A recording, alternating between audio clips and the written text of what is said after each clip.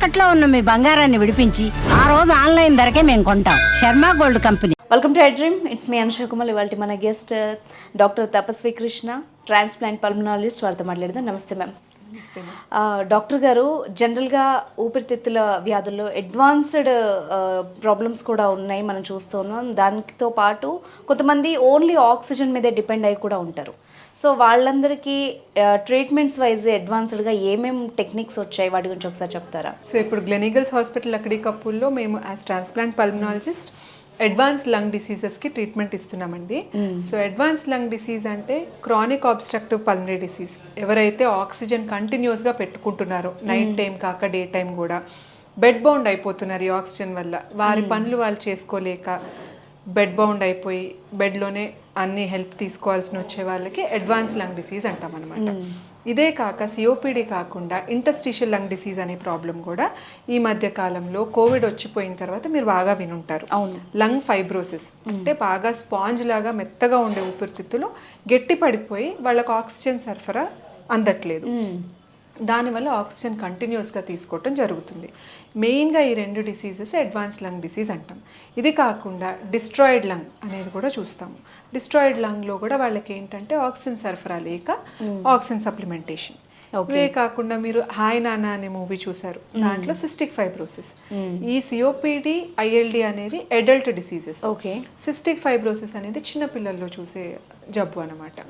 అది కూడా చాలా ఎక్కువగా ఈ మధ్య కనిపిస్తుంది. ఇది కూడా అడ్వాన్స్ లంగ్ డిసీజ్ కిందకే వస్తుంది. ఇవి కాకుండా పల్మనరీ హైపర్ టెన్షన్ అంటే ఊపిరితిత్తుల్లో రక్తనాళాల ప్రెషర్ చాలా ఎక్కువ అయిపోయేసరికి వాళ్ళకి పల్మనరీ హైపర్ టెన్షన్ అనే ప్రాబ్లం వస్తుంది.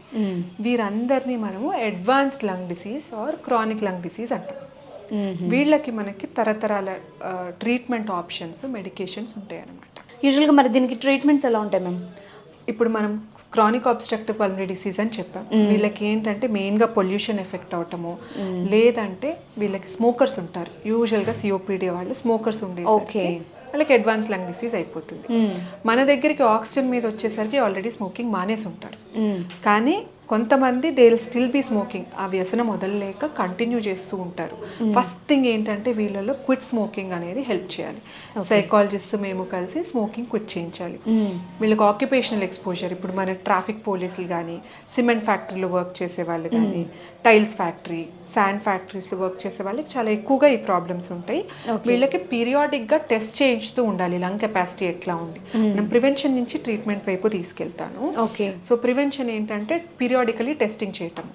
ఇదే కాకుండా వ్యాక్సిన్స్ ఇస్తూ ఉండాలి వీళ్ళకి. రెగ్యులర్ వ్యాక్సిన్స్ ఇస్తే ఇన్ఫెక్షన్స్ ఎక్కువగా రాకుండా, ఇన్ఫెక్షన్స్ వచ్చినాయి అంటే లంగ్ డ్యామేజ్ ఫర్దర్గా ఎక్కువ అవుతుంది.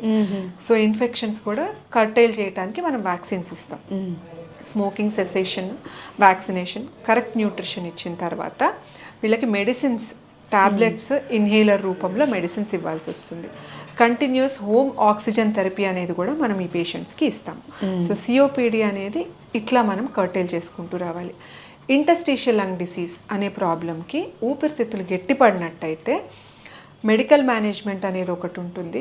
మెడికల్ మేనేజ్మెంట్ పని చేయలేదు, వాళ్ళకు ఆక్సిజన్ రిక్వైర్మెంట్ ఇప్పుడు 2 లీటర్స్తో స్టార్ట్ అయిందంటే ఒక్కొక్కసారి 10 లీటర్స్, 15 లీటర్స్ కంపల్సరీ హాస్పిటల్లోనే ఉండిపోయే పరిస్థితి వస్తుంది.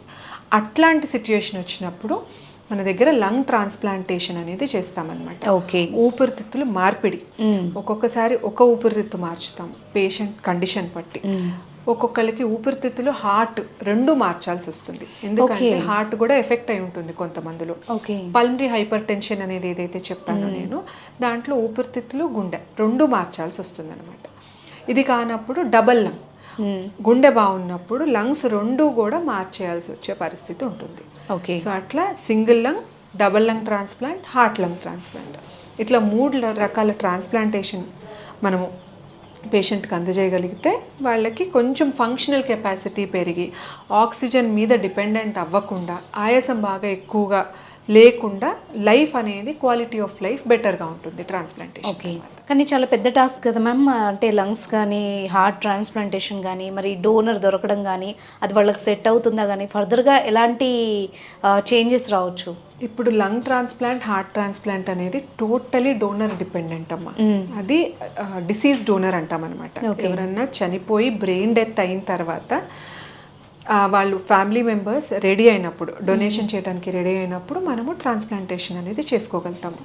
సో అబ్సల్యూట్లీ డోనర్ ఫ్యామిలీ మీద డిపెండెంట్ ట్రాన్స్ప్లాంట్స్ కాబట్టి థొరాసిక్ ఆర్గన్ ట్రాన్స్ప్లాంట్ టీమ్ అక్కడే మీకు పనిలోకి వస్తుంది. ట్రాన్స్ప్లాంట్ టీం పనే అది ఏంటంటే డోనర్ ఆర్గన్స్ ఎవరికి సరిగ్గా పనిచేస్తాయి అనేది ట్రాన్స్ప్లాంట్ పల్మనాలజిస్ట్, ట్రాన్స్ప్లాంట్ సర్జన్ మీద డిపెండెంట్ ఉంటుంది అనమాట.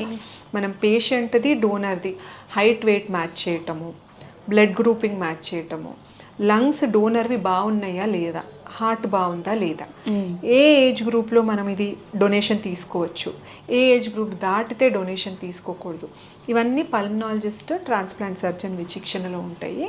సో ఇవన్నీ చూసుకునే పేషెంట్కి లంగ్స్ బాగుంటేనే మనం ట్రాన్స్ప్లాంట్ చేస్తాం, హార్ట్ బాగుంటేనే ట్రాన్స్ప్లాంట్ చేస్తాం. సో పేషెంట్ బాగా సిక్కున్నారు, ఇంకా ట్రాన్స్ప్లాంట్ చేయకపోతే ఇంకా కాలం తీరుతారు అన్నప్పుడు కొంచెం బార్డర్ లైన్గా ఉన్న లంగ్స్ అన్న పెట్టాల్సి వస్తుంది. ఎందుకంటే ఒక్కొక్కసారి పేషెంట్ వెంటిలేటర్ మీదకి వెళ్ళిపోయి ఎక్మో సపోర్ట్ పెట్టాల్సి వచ్చి ఆ ఎక్మో మీద ఎక్కువ రోజులు నడిపించలేకపోతాం, ఎందుకంటే ఇన్ఫెక్షన్స్ రావచ్చు ఇట్లా వెంటిలేటర్ మీద పెట్టినప్పుడు. అప్పుడు ఏంటంటే పేషెంట్ ఫ్యామిలీకి చెప్పి కొంచెం బార్డర్ లైన్ లంగ్స్ అన్న పెడతాం. లేదు పేషెంట్ స్టేబుల్ ఉన్నారు అంటే, స్టేబుల్గా ఉన్నప్పుడు ఏంటంటే మంచిగా ఇచ్చిన డొనేషన్, మంచి ఆర్గన్స్ పెట్టగలుగుతాం. సో అందుకనే లంగ్ ట్రాన్స్ప్లాంట్ కోసం లిస్ట్ చేసుకున్నప్పుడు స్టేబుల్ ఉన్నప్పుడే లిస్ట్ చేసుకోవాలి. మరీ వెంటిలేటర్ మీదకి వెళ్ళిపోయి ఇక్మో పెట్టాల్సిన వచ్చిన టైంలో లిస్ట్ చేసుకోకండి. త్వరగా రండి. ఐఎల్డి ప్రాబ్లం ఉన్నప్పుడు 2 లీటర్స్ ఆక్సిజన్ మీద ఉన్నప్పుడే జీవన్ దానిలో లిస్టింగ్ చేసుకున్నట్టయితే మంచి ఆర్గన్ పెట్టగలుగుతాం. That is what I'm trying to tell. Okay ma'am, అసలు ట్రాన్స్ప్లాంటేషన్ వరకు వెళ్ళకూడదు, ముందుగానే జాగ్రత్త పడాలి అంటే ఏం చేయాలి? ఐఎల్డి సిఓపిడి ఉన్న వాళ్ళకి అందరికీ ట్రాన్స్ప్లాంటేషన్ అనేది అవసరం పడదు. ఒక్కొక్కరు మెడికల్ మేనేజ్మెంట్తో చాలా బాగా క్వాలిటీ ఆఫ్ లైఫ్ నడిపిస్తారు. మాకు తెలిసిన ఒక ఐఎల్డి పేషెంట్, రుమటాయిడ్ ఆర్థరైటిస్ ఉన్న ఆవిడకి ఐఎల్డి వచ్చింది. ఆవిడ ఇప్పుడు 82 ఇయర్స్, 60 ఇయర్స్ అప్పుడు తెలిసింది ఆవిడకి ఈ ఐఎల్డి ప్రాబ్లం ఉందని. ఇప్పుడు 82 ఇయర్స్కి 2 లీటర్స్ ఆక్సిజన్తో కార్ కూడా నడిపిస్తున్నారు ఆవిడ. ఆక్సిజన్ కాన్సన్ట్రేటర్, బ్యాటరీ ఆపరేటెడ్ కార్లు పెట్టుకుని నడిపిస్తున్నారు. సో ఐఎల్డి సిఓపిడి ఉన్న ప్రతి పేషెంట్కి ట్రాన్స్ప్లాంట్ అవసరం అవుతుందని కాదు, మెడికల్ మేనేజ్మెంట్ కరెక్ట్గా ఏ రీజన్ వల్ల ఐఎల్డి వచ్చింది అనేది తెలుసుకోవాలి మనం ఫస్ట్. చాలా రకరకాల ఐఎల్డీలు ఉంటాయి అన్నమాట. ఆక్యుపేషన్ వల్ల రావటము, లేదంటే హైపర్ సెన్సిటివిటీ నిమోనైటిస్ అంటే ఎన్విరాన్మెంటల్ ఎలర్జెన్స్ వల్ల, క్యాట్, డాగ్, పోలెన్ వల్ల, లేకపోతే హౌస్ డస్ట్ వల్ల ఒక్కొక్కసారి హైపర్ సెన్సిటివిటీ నిమోనైటిస్ వస్తుంది. అవన్నీ ట్రీటబుల్ కాజెస్ ఉంటాయి. సో ఫస్ట్ దేని వల్ల వచ్చిందో దాన్ని ట్రీట్ చేసుకున్నామంటే చాలా వరకు అక్కడే కట్టెల్ అయిపోతుంది. ఓకే, ఈ తర్వాత నెక్స్ట్ మనం చేయాల్సింది మెడికల్ మేనేజ్మెంట్. మెడిసిన్స్తో తప్పిపోయింది అంటే ఐఎల్డి మెడిసిన్స్తో మేనేజ్ చేయొచ్చు. ఇది కాదు అన్నప్పుడు ట్రాన్స్ప్లాంట్కి మెడిసిన్స్కి మధ్యలో మన దగ్గర రీజనరేటివ్ మెడిసిన్ అనేది చేస్తున్నాం అన్నమాట. కొన్ని లంగ్ డిసీజెస్లో రీజనరేటివ్ మెడిసిన్ చేయగలుగుతాం. అది స్టెమ్ సెల్ థెరపీ అని చెప్పుకుంటాం అన్నమాట. Stem cells patient own bone marrow నుంచి తీసి పేషెంట్కి ఇస్తాము. ఇప్పుడు ఏంటంటే లంగ్స్లో ఏదైతే డ్యామేజ్ అయి ఉన్న టిష్యూ ఉందో ఈ స్టెమ్ సెల్స్ వెళ్ళి రీజనరేట్ చేస్తుంది. కానీ స్టెమ్ సెల్స్ అనేది పర్మనెంట్ సొల్యూషన్ అయితే కాదు.